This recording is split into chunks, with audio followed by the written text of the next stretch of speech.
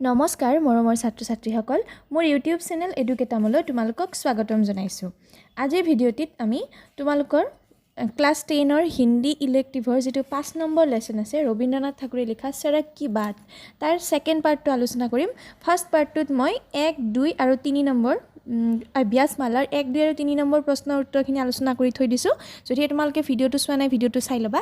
আজি আমি 4 নম্বৰৰ পৰা যিমানখিনি বাৰু সেইখিনি আলোচনা কৰিম। যদি তোমালোকে ভিডিঅ'টো চাই ভাল পোৱা তেতিয়াহলে লাইক কৰিবা, কিবা নুবুজা থাকিলে কমেন্ট কৰিবা, লগতে চেনেলটো সাবস্ক্ৰাইব কৰিবলৈ নাপাহৰিবা। তো 4 নম্বৰৰ প্ৰথম প্ৰশ্নটো আছে জৰনিদ্ৰা में परी सड़क लाखों चरणों के स्पर्श से उनके बारे में क्या क्या समझ जाती है। মানে জৰনিদ্ৰাত শুই থকা এটা ৰাস্তাই লাখ লাখ ভৰিৰ স্পৰ্শৰ দ্বাৰা তেওঁলোকৰ বিষয়ে সেই মানুহজনৰ বিষয়ে কি মানে বুজি পায় কি গম পাই যায়। आंसर में लिखिब पारो जरनिद्रा में परी सड़क लाखों चरणों के स्पर्श से यह समझ जाती है कि कौन लोग घर जा रहे हैं, कौन परदेश जा रहे हैं, कौन आराम करने के लिए जा रहे हैं, कौन काम से जा रहे हैं, कौन उत्सव में जा रहा है, कौन शमशान में जा रहे हैं। माने এনেকে শুই থকা ৰাস্তা এটা মানে চৰণৰ ভৰিৰ স্পৰ্শতে গম পাই যায় যে কোনে ঘৰলৈ গৈ আছে, কোনে বিদেশলৈ গৈ আছে, কোনে আৰাম কৰিবলৈ গৈ আছে বা কোনে কাম কৰিবলৈ গৈ আছে, বা যিয়ে কোনোবাই উৎসৱত গৈছে নে কোনোবাই শ্মশানলৈ গৈছে, সেই সকলোবোৰ কথা জৰনিদ্ৰাত পৰি থকা ৰাস্তা এটাই মানুহৰ ভৰিৰ স্পৰ্শতে সেই কথাটো গম পাই যায়। আকৌ এবাৰ আনসাৰটো চাবা जरनिद्रा में परी सड़क लाखों चरणों के स्पर्श से यह समझ जाती है कि कौन लोग घर जा रहे हैं, कौन परदेश जा रहे हैं, कौन आराम करने के लिए जा रहे हैं, कौन काम से जा रहे हैं, कौन उत्सव में जा रहे हैं, कौन शमशान में जा रहे हैं। निश्चय बुझी पाइছা তোমালোকে। 6 নম্বৰ প্ৰশ্নটো আছে सड़क संसार की कोई भी कहानी क्यों पूरी नहीं सुन पाती। সংসাৰৰ কোনো এটা কাহিনী এটা ৰাস্তাই কিয় সম্পূৰ্ণকৈ শুনিব নোৱাৰে। কিয় নোৱাৰে? हजारों वर्षों से सड़क लाखों हजारों लोगों की कहानी सुनता आ रहा है, पर जब भी वह पूरी कहानी सुनने की कोशिश करता है दूसरे ही पल दूसरे पाव आकर पहले पाव की कहानी धूल से मिटा देता है। इसी तरह यह सिलसिला चलता आ रहा है, इसलिए सड़क संसार की कोई भी कहानी पूरी नहीं सुन पाती। কৈছে যে হাজাৰ বছৰৰ পৰা এই ৰাস্তাই লাখ লাখ হাজাৰ হাজাৰ মানুহৰ কি শুনি আহিছে, কাহিনী শুনি আহিছে, কিন্তু যেতিয়া ৰাস্তা এটাই কোনো এজন মানুহৰ সম্পূৰ্ণ কাহিনীটো শুনিবলৈ চেষ্টা কৰে তেতিয়া কি হয়, বেলেগ কোনোবা এজন আহি আগৰ কাহিনীটো কি কৰে ধুলিৰে মচি পেলায়, ধুলিৰে মুহাৰি পেলায়। আৰু এই সিলসিলাটো এই মানে ব্যৱস্থাটো এই বস্তুটো মানে বহু বছৰ ধৰি এনেকৈ চলি গৈ আছে। সেইকাৰণে কোনো এটা কাহিনী ৰাস্তাই সম্পূৰ্ণকৈ শুনিব নোৱাৰে। हजारों वर्षों से सड़क लाखों हजारों लोगों की कहानी सुनता आ रहा है, पर जब भी वह पूरी कहानी सुनने की कोशिश करता है दूसरे ही पल दूसरे पाव आकर पहले पाव की कहानी धूल से मिटा देती है। इसी तरह यह सिलसिला चलता आ रहा है और इसलिए सड़क संसार की कोई भी कहानी पूरी नहीं सुन पाती। 9 নম্বৰ প্ৰশ্নটো আছে मैं किसी का भी लक्ष्य नहीं हूँ, सबका उपाय मात्र हूँ, सड़क ने ऐसा क्यों कहा है। रास्ता এনেকৈ কিয় কৈছে। सड़क पर कोई भी कदम नहीं रखना चाहता, कोई सड़क पर खड़ा रहना पसंद नहीं करता, जिसका घर बहुत दूर है वह सड़क को कोसते हैं, लेकिन सड़क परम धैर्य से उन्हें घर ले जाता है। इसलिए सड़क ने कहा है मैं किसी का भी लक्ष्य नहीं हूँ, मैं सबका उपाय मात्र हूँ। কৈছে যে ৰাস্তাত কোনেও মানে প্ৰসন্নতাৰে কোনেও ৰাস্তাত যাব নিবিচাৰে বা কোনেও ৰাস্তাত থিয় হৈ থাকিব নিবিচাৰে। যাৰ ঘৰ বহুত দূৰত তেওঁলোকে মানে ৰাস্তাক দোষাৰোপ কৰে যে ৰাস্তাটো ইমান দীঘল, আমি এনেকৈ কওঁ নে ইমান দূৰ ৰাস্তা আমি এনেকৈ কওঁ, কিন্তু ৰাস্তা কি কৰে আমাক ধৈৰ্য সহকাৰে আমাৰ ঘৰলৈ লৈ যায়। সেইকাৰণে ৰাস্তাই কৈছে যে মই মানে কি মানুহ এজনে ঘৰ পোৱা বা নিজৰ লক্ষ্যস্থান পোৱাৰ মই এটা উপায় হয়, মই কাৰো লক্ষ্য নহয়। কোনে এনেকৈ নাহে যে ৰাস্তালৈ যাম, কোনেও সেনেকৈ নাহে। কেৱল সকলোৰে কিবা এটা লক্ষ্য থাকে যে মই ঘৰলৈ যাম, স্কুললৈ যাম, ফুৰিবলৈ যাম, কিন্তু কোনেও কেতিয়াও নকয় যে মই ৰাস্তালৈ যাম। সেইকাৰণে ৰাস্তাই এইটো কথা কৈছে যিটো প্ৰশ্নত সোধা হৈছে। नेक्स्ट प्रश्न, सड़क कब और कैसे कभी कभी घर का आनंद महसूस करती है? रास्ताय केनेকৈ केতিয়াबा माजे माजे घৰৰ आनंद अनुभव करे? केতিয়া? जब सोते सोते बच्चे हंसते हंसते सड़क के पास आते हैं, शोरगुल मचाते हैं, अपने पिता का आशीर्वाद और माता का स्नेह घर से बाहर निकलकर सड़क के पास आकर अपना घर बना लेते हैं, तब सड़क घर का आनंद महसूस करता है। যেতিয়া সৰু সৰু ল'ৰা ছোৱালীবোৰে কি কৰে, হাঁহি হাঁহি ৰাস্তালৈ আহে, ৰাস্তাত কি কৰে, তেওঁলোকে হাহাকাৰ কৰে, তাৰপিছত নিজৰ দেউতাকৰ আশীৰ্বাদ আৰু মাকৰ মৰম যেতিয়া ঘৰৰ পৰা বাহিৰলৈ কলৈ লৈ আহে, ৰাস্তালৈ লৈ আহে, তেতিয়া ৰাস্তাই কি কৰে, ঘৰৰ আনন্দ অনুভৱ কৰে। जब छोटे छोटे बच्चे हंसते हंसते सड़क के पास आते हैं, शोरगुल मचाते हैं, अपने पिता का आशीर्वाद और माता का स्नेह घर से बाहर निकल कर सड़क के पास आकर अपना घर बना लेते हैं, तब सड़क घर का आनंद महसूस करता है।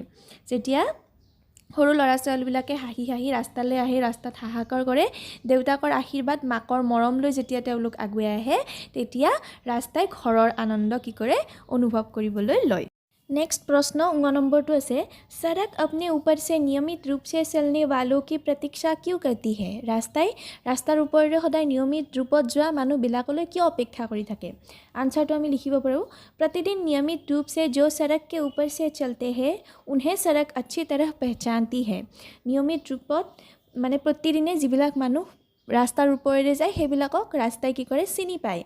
और सड़क कल्पना करती है कि वह लोग थक कर दूर से आते हैं, और रास्ताय भाबी लैছে निजे जे এইবিলাক মানুহে মানে ভাগৰুৱা হৈ দূৰৰ পৰা আহিছে, और वह उनके घर पहुँचने में मदद करेगी, और रास्ताय তেওঁলোকক घरলৈ যোৱাত সহায় কৰিব, এনেকৈ কল্পনা কৰে। इसलिए सड़क अपने ऊपर से नियमित रूप से चलने वालों की प्रतीक्षा करती है। সেইকাৰণে ৰাস্তাই তেওঁলোকৰ ৰাস্তাৰ ওপৰেৰে যিবিলাক মানুহ নিয়মিত ৰূপত যায় সেইবিলাকৰ কাৰণে কি কৰি থাকে, অপেক্ষা কৰি থাকে। प्रतिदिन नियमित रूप से जो सड़क के ऊपर से चलते हैं उन्हें सड़क अच्छी तरह पहचानती है, और सड़क कल्पना करती है कि वह लोग थक कर दूर से आते हैं और उनके घर पहुँचने में सड़क मदद करेगी। इसलिए सड़क अपने ऊपर से नियमित रूप से चलने वालों की प्रतीक्षा करती है। नेक्स्ट 5 नंबर सम्यक उत्तर दो। प्रथम प्रश्न तो सुधिसे, सड़क का कौन सा मनोभाव तुम्हें सर्वाधिक हृदयस्पर्शी लगा और क्यों?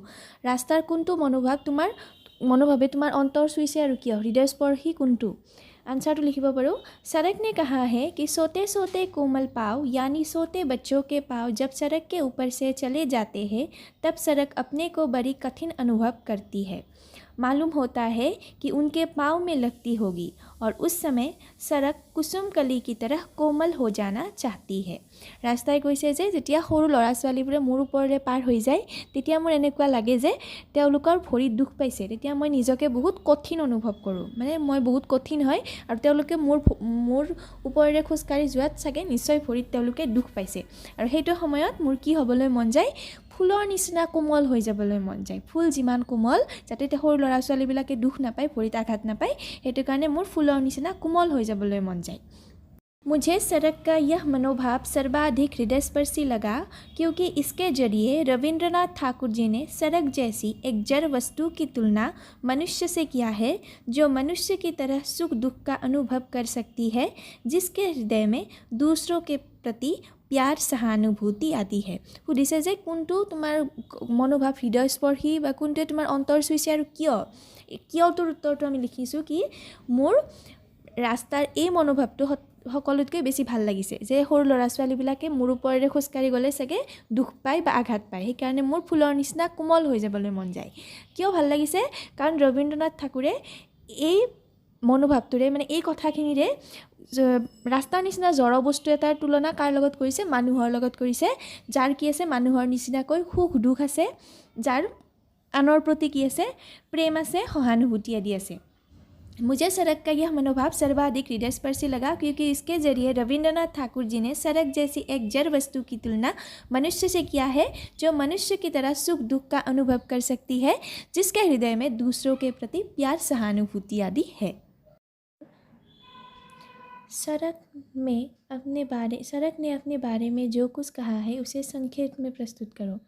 ৰাস্তাই নিজৰ বিষয়ে যিখিনি কৈছে সেইখিনি সংক্ষেপতে লিখিব দিছে सड़क लाखों युगों से सुदीर्घ अजगर की भांति सो रही है और अपनी सांप की आखिरी घड़ियों का इंतजार कर रही है ৰাস্তা কি কৰিছে বহুত যুগৰ পৰা মানে কি অজগৰ সাপৰ নিচিনাকৈ মানে জড় বস্তুৰ নিচিনাকৈ শুই আছে আৰু সেই সাপৰ পৰা মুক্তি পাব বুলি মানে কি কৰি আছে আশা কৰি আছে सड़क कुछ बोल नहीं पाती पर अंधे की तरह सब कुछ महसूस कर सकती है ৰাস্তাই একো ক'ব নোৱাৰে কিন্তু অন্ধৰ নিচিনাকৈ সকলো অনুভৱ কৰিব পাৰে সংসাৰ की कोई भी कहानी सड़क पूरी नहीं सुन पाती সংসাৰৰ কোনো কাহিনীয়ে ৰাস্তাই সম্পূৰ্ণকৈ শুনিব নোৱাৰে क्योंकि जब वह कोई कहानी पूरी सुनने की कोशिश करती है तब दूसरे पाव आकर पहले पाव को धूल से मिटा देता है যেতিয়া ৰাস্তাই কোনো এটা কাহিনী সম্পূৰ্ণকৈ শুনিবলৈ চেষ্টা কৰে তেতিয়া বেলেগ কোনোবা মানুহে আহি আগৰ কাহিনীটো নিজৰ ভৰি ধূলিৰে মোহাৰি পেলায় नेक्स्ट और लिखिब लगिब सड़क ने कहा है कि छोटे छोटे कोमल पाँव यानी छोटे बच्चों के पाँव जब सड़क के ऊपर से चले जाते हैं